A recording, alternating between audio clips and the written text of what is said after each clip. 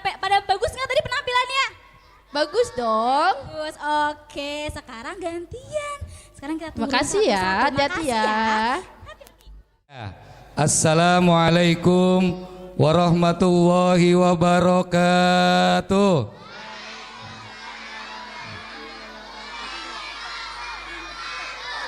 Macan belum jawab salam Macan.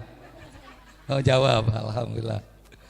Alhamdulillahirabbil alamin wa bihi nasta'in ala umuri dunya waddin wassalatu wassalamu ala asrafil anbiya'i wal mursalin sayyidina wa habibina wassafiina wa dhuhriyatina wa maulana Muhammadin qasafi wa maulana Muhammadin wa ala alihi wa ashabihi ajma'in amma ba'du. Hadratul Mukarram yang sama-sama kita hormati dan kita muliakan. Kita punya guru Al-Mukarram Al-Ustadz Imam yang kita doakan beliau mudah-mudahan disehatkan badannya, dipanjangkan umurnya, dimudahkan segala urusan dunia dan akhiratnya. Saya hormati nanti spesialis dari pengobatan kumara.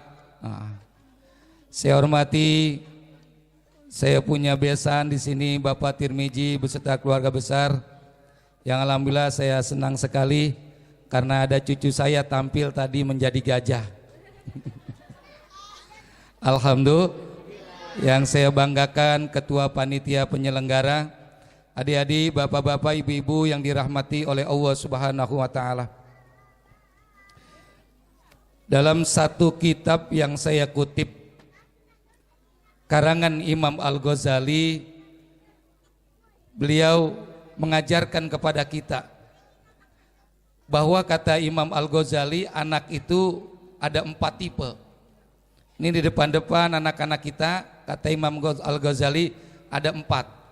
Yang pertama kata Imam Al-Ghazali, waladuka warruka, anakmu bisa jadi bungamu. Bagaimana tidak ketika masih kecil anak-anak kita, ibu terutama, kalau anak kita belum mandi, kalau kita cium wangi harum apa bau bu? Wangi, bilangnya wangi. Wangi banget anak gua. Kata emaknya doang wangi. Coba tuh anak suruh cium tetangga, bau ya kata. Maka kita pulang kerja capek-capek, anak kita yang kita cium. Kata Imam Al-Ghazali, anak itu bisa jadi warruka, bunga buat kamu. Ya. Kalau kita pulang kerja, bapak-bapak saya mau tanya nih, kita sayangan sama anak apa sayangan sama bini bapak? Woi bapak-bapak, sayangan anak apa sayangan bini? Sayangan anak. Ya. Padahal masih sayangan bini. Bab kalau suami pulang kerja, dia lihat anaknya digendong tetangga, babanya marah nggak? Kagak. Tapi suaminya pulang kerja, dia ngeliat bininya digendong sama tetangga, marah nggak? Nah, sayangan bini sama anak berarti. Itu yang pertama. Waladuka warruka, anakmu bisa jadi bunga buatmu. Yang kedua kata Imam Al-Ghazali, waladuka khodimuka, anak bisa jadi pembantu yang bisa bantuin kamu. Kecil kita gendong-gendong, gedean dikit, ibu lagi masak, garam habis. Neng, beliin ibu garam, bisa jadi penolong kita bantuin. Dia beliin ke warung. Babanya lagi nonton bola, rokoknya habis. Tong, beliin baba rokok, berangkat tuh bocah. Maka anak bisa jadi khodimuka, pembantu yang bisa bantuin kita. Kemudian yang ketiga kata Imam Al-Ghazali, waladuka sahibuka, anakmu bisa jadi sahabat kamu.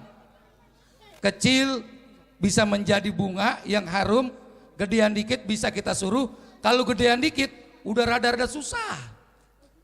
Kalau udah SMA, SMP, babanya lagi nonton TV, rokoknya habis. Tong, beliin rokok nih baba di warung, udah tuang rokok mulu. Udah tua ngerokok mulu Mbak. Lagi kecil mau nggak disuruh? Mau, nggak pakai alasan berangkat. Kalau udah gede enggak tuh, ada alasannya. Karena apa? Dia menjadi sahabat. Kenapa sahabat? Jangan ngerokok mulu Mbak. Kalau orang rokok kehujanan mati. Yang mati apanya? Pinter berarti. Kemudian yang keempat kata Imam Al-Ghazali, wala duka aduka. Anakmu bisa jadi musuh buatmu. Sekarang lagi kecil kita gendong-gendong, udah gede kita bisa minta tolong, gedean lagi bisa jadi sahabat, tapi suatu ketika anak bisa jadi musuh buat kita. Di mana anak bisa jadi musuh? Kalau anak kagak sejalan, kagak seakidah dengan kita.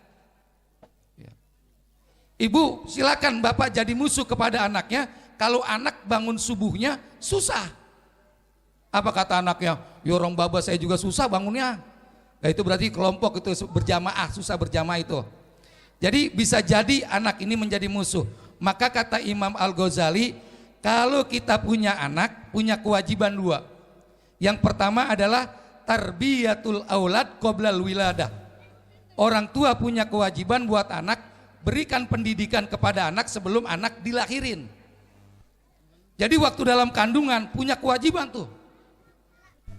Ibu hamil, ngidam, pengen banget mangga. Jam 12 malam suaminya dibangunin. Pak bangun pak, pengen mangga pak. Kata suaminya, mangga di mana malam-malam begini ada yang dagang. Lu lagi mau aja mangga. Bukan mau saya pak, nih orok yang mau orok. Orok mulu orok, disalahin. Akhirnya suami berangkat keluar rumah, nyari tukang mangga kagak ada. Di depan rumah Pak RT ada pohon mangga, ada buahnya. Dia ketok-ketok, RT kagak bangun.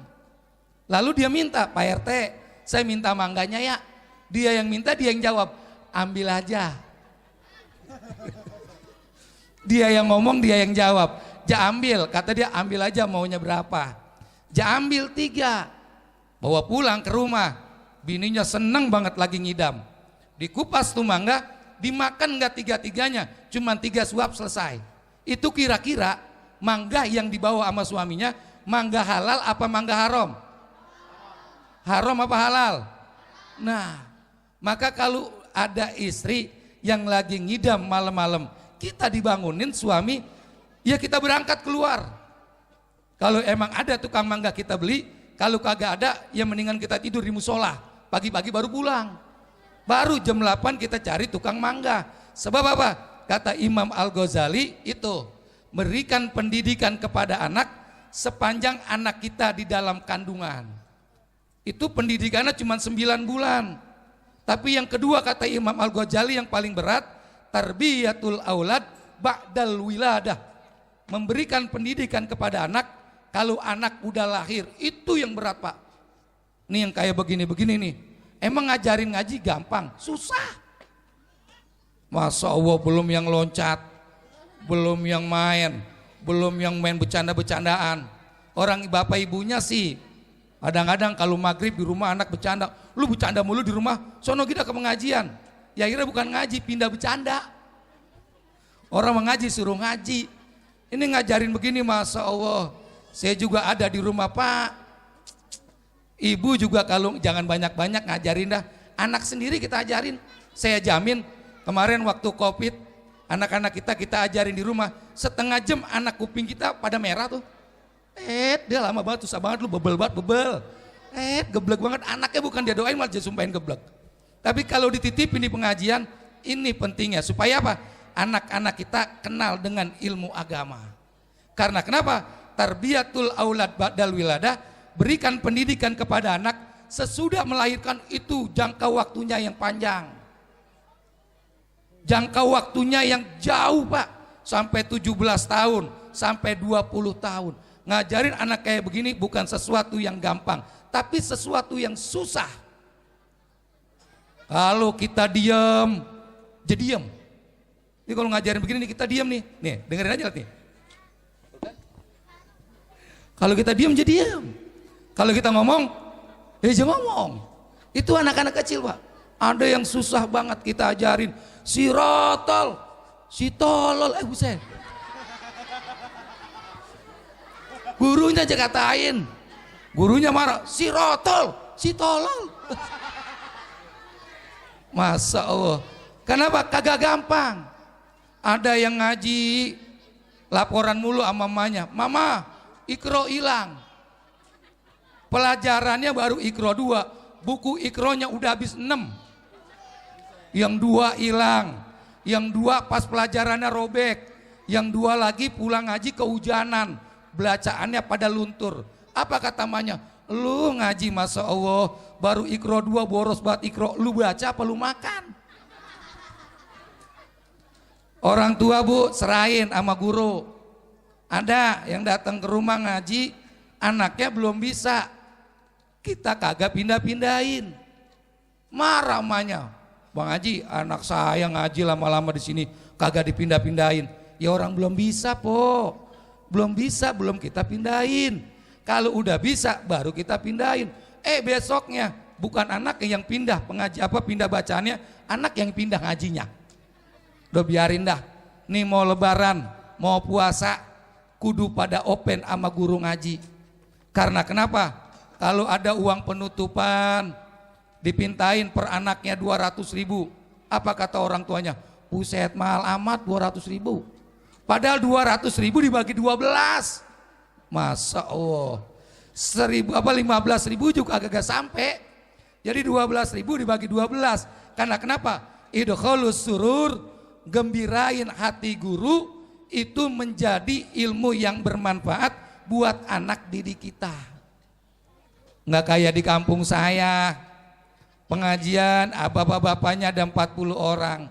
Lah kan guru ngaji udah ngecak itu 40 orang, penutupan 200, alhamdulillah 800. Udah ngecak begitu. Belum penutupan, jauh udah pada nutup sendirian. Ustadznya gagal panen. Lah ini murid banyak banget nih, kalau satu murid beliin gurunya satu kain BHS, insya Allah 4 kodi lebih. Itu guru setiap hari pakai BHS-nya beda-beda. Karena kenapa? Dia hasil daripada anak muridnya. Jangan pelit sama guru. Karena guru itu dalam kitab Taklimul Muta'alim adalah menjadi kewajiban buat kita, zakain, wahirsin, wastibarin, wabulgotin. Jadi kalau pengen dapat ilmu ada bulgohnya, ada ongkosnya. Karena gurunya makannya beras bukan Al-Fatihah. Betul nggak? Karena guru token listriknya kudu beli, bukan make Al-Fatihah lantas rumahnya terang. Kagak, itu ada bulgoh, ada ongkosnya yang nyebabin kita nanti bisa jadi membawa ilmu yang bermanfaat. Nih anak didik kita nih. Nih libur Bapak Ibu. Libur puasa, tolong di rumah dicek, dibantu, diteliti. Tadi kita lihat seneng banget tuh anak-anak di depan pada ngaji. Biar kata ada yang ngajinya jadi harimau, ada yang jadi gajah, ada yang jadi monyet. Biarin, buat anak-anak mah ngelatih mental. Dia berdiri di sini udah bagus. Emaknya sama babanya di depan tadi jalan-jalan begitu belum tentu berani. Bener gak kira-kira? Coba emaknya, binatang apakah itu? Nggak ada yang berani di sini, cuma anak kecil yang berani. Biarin buat ngelatih mentalnya. Karena ada cucu saya di sini nih. Ada cucu saya tuh gajah warna biru tuh. Cucu saya. Jadi Bapak Ibu yang dirahmati oleh Allah Subhanahu wa taala. Nih bentar lagi kita mau Ramadan. Badan siapin biar sehat. Nanti ada terapi dari bagian kesehatan fisika, metafisika dari Kumara. Nanti kalau ada yang kurang sehat, palanya pening-pening, kagak baik-baik Ibu, tapi cek dulu. Biasanya kalau orang perempuan palanya pening, kagak baik-baik, coba lihat dulu dah isi dompetnya. Kalau isi dompetnya penuh masih pusing, ini ada gangguan. Karena begini, ada seorang profesor doktor dari Amerika Serikat. Dia bilang begini, kalau pengen gula darah kita stabil, kalau pengen tensi tekanan darah kita stabil, kalau pengen kolesterol kita stabil, maka dia bilang ada yang namanya fast terapi atau fasting terapi. Apa itu fasting terapi? Seminggu 2 kali dari jam 8 pagi sampai jam 5 sore kagak makan, kagak minum. Dan dalam setahun kata dokter tersebut, profesor tersebut, kalau pengen gula darah stabil, kolesterol stabil, asam urat stabil. Di dalam setahun harus ada 30 hari dia tidak makan dari jam 8 pagi sampai jam 5 sore. Kita orang Islam sebelum profesor doktor diciptain udah bahas itu. Cuman dia bahasanya fasting terapi, bahasa Indonesianya puasa, bahasa Arabnya saum. Maka kalau ada orang yang puasa Senin dan puasa Kamis dia rutin, insya Allah gula darahnya, kolesterolnya stabil Pak. Bahkan ada Nabi Pak. Nabi apa Pak? Yang sehari puasa, sehari kagak. Nabi, wah pinter, cakep. Nabi Daud Pak, sehari puasa, sehari kagak, sehari puasa, sehari kagak. Padahal Nabi ini, Nabi Daud bukan hanya sekedar pemimpin umat agama, tapi dia raja Pak. Raja penguasa daratan Sungai Nil sampai Sungai Afrat, itu rajanya Nabi Daud. Tapi Nabi Daud jadi raja, Senin puasa, Selasa kagak, Rebo puasa, sehari selang-seling puasa. Nabi Daud raja tapi puasanya sehari kagak, sehari puasa, sehari kagak. Kalau kita Pak, ini di kita nih ada RT. Ada RT cuman jabat RT doang, kagak kuat puasa Nabi Daud, kalah sama Nabi Daud. Padahal Nabi Daud istrinya berapa Bapak Ibu? Istri Nabi Daud 100. Masya Allah, hebat nggak itu? Bayangin istrinya 100 tapi masih sanggup puasa sehari kagak, sehari puasa, sehari kagak, sehari puasa. Kalau kita, irti kita 1, bini kita cuma 1, itu aja.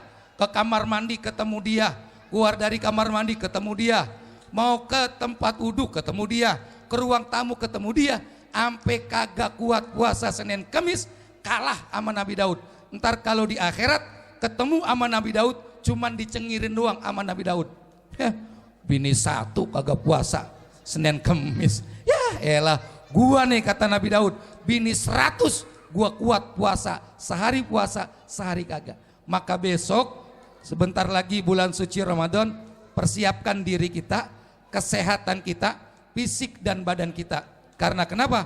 Banyak Bapak Ibu yang kemarin masih puasa Ramadan, tahun ini udah gak bersama kita karena udah dipanggil oleh Allah Subhanahu wa Ta'ala. Karena ini bulan istimewa, persiapkan dengan niat apa? Mudah-mudahan Allah pertemukan kita di bulan Ramadan ini dalam keadaan sehat wal afiat. Maka syarat puasa ada 4. Yang pertama adalah Islam, yang kedua adalah balik. Anak-anak kita, adik-adik, besok puasa ya. Puasa enggak? Boleh Bu. Adik kita nih kata orang tuanya, tong nah nanti kalau puasa dari subuh kagak makan sampai maghrib, bapak kasih duit 100.000 sehari. Mau enggak? Mau enggak? Sip, jadi ntar minta sama bapaknya. Boleh, karena kenapa? Anak kita yang belum balik, kalau dia berpuasa dia nggak dapat pahala, tapi yang dapat pahala adalah baba emaknya, mamanya sama papanya yang dapat pahala. Maka kalau cuman ngasih duit sehari 100.000, kecil apa gede? Woi, 100.000 kecil apa gede? Masih gedean pahala yang dikirimin dari anak kita ke orang tuanya. Maka kalau sebulan sekali, ya paling cuma 3 juta. Ada yang nyeletuk, Pak Ustadz 3 juta anak 1, anak saya anaknya 5, le 15 juta. Biarin dia latihan puasa, boleh sampai johor, boleh sampai asar, apalagi sampai maghrib. Yang kedua harus balik. Yang ketiga syarat puasa adalah al-aqilu, orang berakal. Maka adik-adik, bapak-bapak, ibu-ibu, kalau di tengah hari ada bulan Ramadan, bapak-bapak tengah hari bulan Ramadan lagi ngerokok aja, jangan dimarahin. Mungkin dia bukan orang yang berakal, alias orang gila. Kalau orang gila kagak wajib, nah itu dah. Tapi Pak Ustadz semalam juga terawih sama saya, bisa jadi semalam belum jadi orang gila, paginya udah jadi orang Nah, kalau ada orang Islam dia balik siang-siang dia ngerokok, nggak usah dimarahin, kagak usah dinasehatin. Karena kenapa? Kalau orang gila mah kagak puasa dinasehatin, capek-capekin yang waras, biarin aja. Jangan diingetin, biarin aja. Orang sama-sama tahu kita, sama-sama tahu kalau ini adalah bulan Ramadan. Yang keempat adalah wal qudratul lisaum, punya kemampuan buat puasa. Ya. Ini makanya Bu, Masya Allah, ada seorang sahabat Sayyidina Ali dan Sayyidina Ibnu Mas'ud berkata, man abtara yauman min Ramadan la yakdihi saumud dahri. Siapa orang yang batal puasanya di bulan Ramadan, kagak ada uzur, kagak sakit, kagak pulang kampung, puasanya dia batal. Kalaupun dia balas sehari puasa yang dia batal, dia ganti dengan 1 tahun, maka puasanya tidak pernah akan bisa membalas yang dia tinggalkan. Makanya ibu-ibu hati-hati. Pak Ustadz, saya batal puasanya, emang kenapa? Ya Allah, saya ke Tenabang, hampir mati di Tenabang. Lelagian bulan puasa ke Tenabang. Ke Tenabang mah ya Allah, kemarin-marin bulan Sa'ban, bulan Rajab. Tapi Bu Pak, kalau orang perempuan dari bulan Rajab udah ke Tenabang, Sa'ban berangkat lagi ke Tenabang, orang masih ada yang kurang, sampai udah Ramadan masih berangkat lagi ke Tenabang. Ini orang sini ya? Bukan, orang kampung saya, orang kampung saya. Cuman kejadiannya di sini. Itu Ramadan mah udah saatnya kita diam di rumah untuk apa? Khidmat beribadah puasa. Demikian Bapak Ibu yang dirahmati oleh Allah Subhanahu wa taala. Mudah-mudahan Allah perkenankan kita bisa bertemu dengan bulan Ramadan dalam keadaan sehat walafiat. Amin ya robbal. Mudah-mudahan Ramadan tahun ini menjadi Ramadan yang terbaik yang kita persembahkan kepada Allah Subhanahu wa taala. Demikian, kurang lebihnya mohon maaf. Yang benar datang dari Allah Subhanahu wa taala, yang salah datang dari pribadi dan